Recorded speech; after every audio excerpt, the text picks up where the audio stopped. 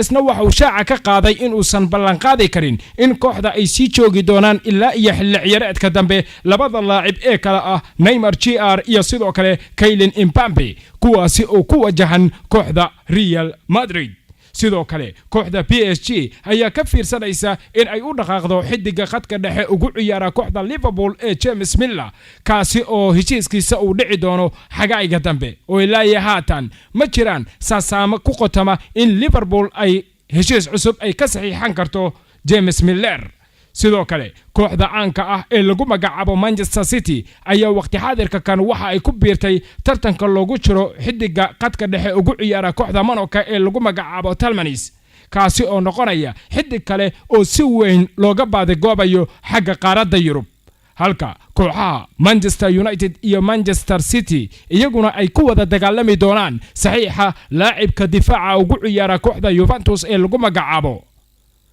Gonzalo kaasi oo noqonaya bartilmaameed kale oo si weyn ay u boodagoobayaan kooxaha ka dhisan magaalada Manchester. halka tababaraha kooxda Real Madrid ee Zinedine Zidane isna maamulkiisa uu sheegay in uu doonayo in uu sii haysto kabtanka kooxda ee Sergio Ramos oo waqti xaadirka kan u muuqda mid u dagarogan kara xagga horyaalka Premier League ee dalka Ingiriiska waxaana isku haysta kooxaha Liverpool iyo Manchester United. halka kooxda lagu magacaabo Bayern Munich difaaceeda bartilmaameedka uu ahaa ee kooxda Manchester United ee Jeremy Boateng isna loo sheegay in uu kooxda isaga tagi karo suuqa xagaagan. kooxda Real Madrid ayaa iyadana waxay u dhaqaaqi doontaa saxiixa xidiga difaaca ugu ciyaara kooxda Liverpool ee lagu magacaabo Van Dijk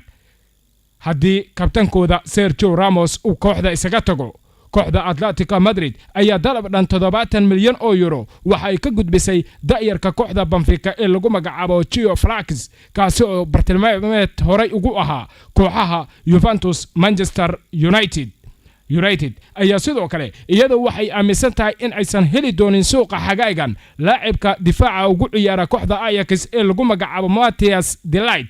kaasi oo iska diiday in waqti xaadirka kan kooxda United uu ka mid noqdo wuxuuna aad u xiiseynaya inuu ka mid noqdo kooxda ka dhisan gobolka Catalonia ee lagu magacaabo Barcelona.